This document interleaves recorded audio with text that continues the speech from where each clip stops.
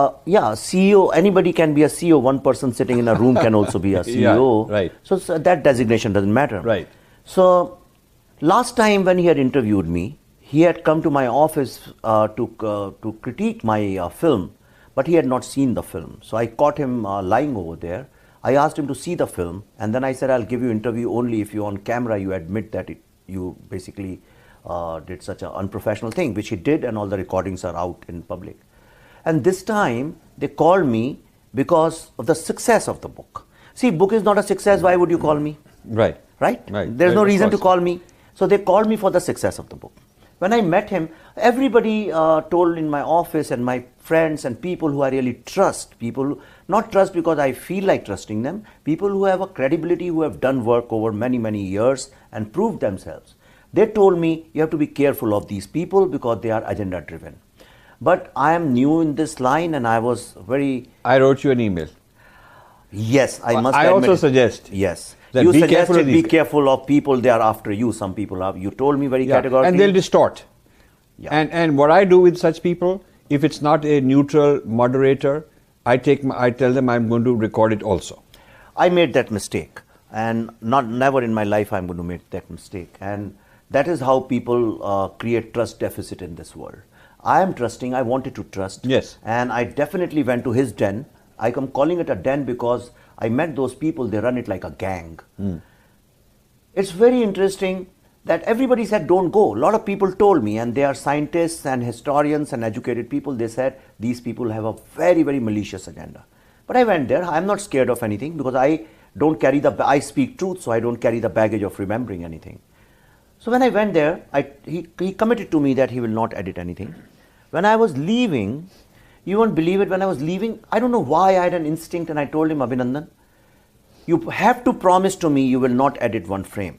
It has to go as is because the way I've spoken, there are nuances in it. If you edit something, nuances will go, it will look very black and white and wrong. And he committed to me. But he did mess with me. What they did was very cleverly made a small video where they took some shot from beginning, some dialogue from here, some dialogue, and put them together and made a 5-minute video very smartly, because that video is going to circulate on WhatsApp. That is the video which is going to circulate free everywhere. And they made it very popular, and basis that they said, okay, pay money for this thing. To the tune of 5 lakh rupees in couple of days. Wow. Right? Because of me. Not because of me, by manipulating that thing. Then I had to strike back. But I'm a filmmaker. If you are going to use my face, my voice, my thoughts to mint money, you have to share it with me. Correct. That's the law. That's the law. But they don't understand law. Urban Naxals don't believe in law. They don't believe in Constitution of India. Most popular tweet and the video right now, the trending thing is, he said facts. I said facts keep changing. Somebody said earth is flat. It changed. Facts change. Our thoughts change. So the onus of Hindu civilization cannot be dependent on your fact. Right. I said, you tell me, is Jesus a fact? He said, yes. I said, is Muhammad a fact? He said, yes. I said, and Krishna? He said, that's not a fact. This is how they think. Whereas for Krishna, you know, you are a master, there are evidences, there is Dwarka, there is everything. Of course there is, yeah. Sure. Who tells these idiots? Stupidity has no cure. The problem today is that what these people have done is, they have diluted the credibility of academics. That is their objective. The mastermind stays behind. Yes. And puts a mohalla ka gunda outside. Yeah. So everybody thinks this gunda is doing something like this. Right. But actually, who's behind that? Yes, he's the mastermind behind It's a very clever game. Yeah. I understood this game. Yeah. Abhinandan Sekhri is nobody. Yeah. Actually, I am also nobody. Okay. But I'm not destructive. Yes. I'm not trying to break India. I'm not trying to hurt the sentiments and feelings of people who take pride in their family, parents, society, and the heritage and the country.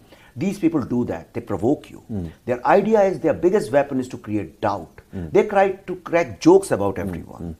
What is their participation in the growth of this country? That's a question I want to start. Journalism in India is an extortion kind of a thing. Absolutely. They are negotiating. It's a negotiating You power. get dirt and filth on somebody, then you can blackmail them. Yeah. You go to the enemy and say, I can sell it, I can bring this guy down, I can bring this guy up. And you will never get to know because they work so secretly in such a sinister, Maoist, communist style of working. Right. You'll never get. They're not democratic people. Right. Okay. What's their objective? Why are they there? What is it that they want to find out? Do they want to find out truth? Are they rediscovering India? Where is the common man in their narration? Right. Their narrative is to show people down, right, to disrepute people, right, to discredit people. Right. Why are they so scared? Right. I was in Oxford University, and these young girls and boys told me that after you speak, the president of he got fired. He was fired. And so they asked me, sir, kaise kare? So I said one thing, don't publicize. I said, don't publicize. Correct. They did not publicize. Last day they opened it, and I went there, about 100 students came, and they were very upset about that this gentleman had to resign. Now, what are we saying? Just for those who don't know, Oxford students invited me. The head of the Indian organization, student union, fought those critics who wanted me not to come, saying this is freedom of speech. You guys can come and criticize him and debate him, and he's willing. And I said, I'm willing. They can also come on and be a panelist, and we'll have arguments and debates. This is one of the learned places in the world, and they are supposed to be encouraging this kind of a thing. But he had so much pressure that if he allows this, he will have to resign. Yeah. He had to resign. Yeah. And this is so sad that in Oxford this kind of a thing had to happen. Yeah. So when you went, they were also relating this story to you. Yeah, because they were the opposition against me. Right. Okay. I am, and one more thing is, we are, Rajivji, you, me, we talk about the integrity of India. Right. Now, who should have a problem with that? Right. If somebody is saying this world should be beautiful, there should not be negative forces. The other day, 3 days ago, I was in North Carolina, in Raleigh. And the University of North Carolina, Department of Asian Studies invited me to speak. I was speaking on the greatness of Hindu civilization, which in modern context. Now, there's some professor, I don't know his name is from University of Connecticut.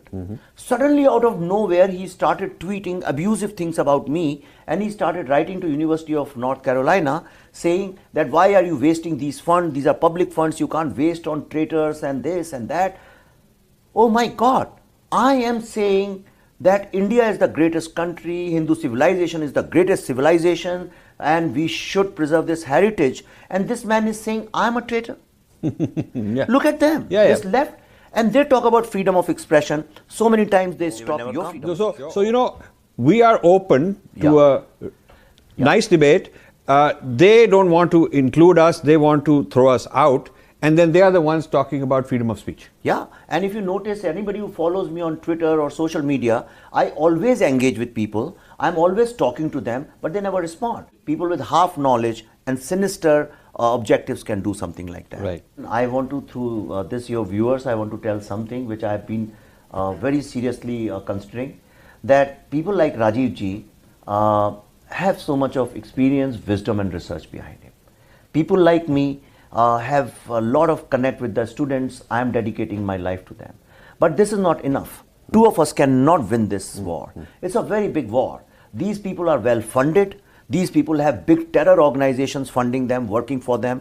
All those people who want to break India are working them. They're giving them logistical support. They have offices. They have international funding. Yeah. They have large nexuses. Who's funding them? Yeah. And why they are funding them? What is the purpose of these organizations? They are just to create chaos, conflict and anarchy in India so that it becomes a civil war-like situation. And that is the best time to strike and divide India. I always tell everybody one thing. India was not divided into Bharat and Pakistan on 15th August 1947. For 20-30 years, these forces kept slowly working, poisoning Muslim brothers, poisoning their mind, and ultimately that situation came when nobody could handle it. So if we do not stop it now, they want to divide India, and we have to stop them. Very good. And we'll continue the fight. We'll continue the good fight. Yes. Thank you very much.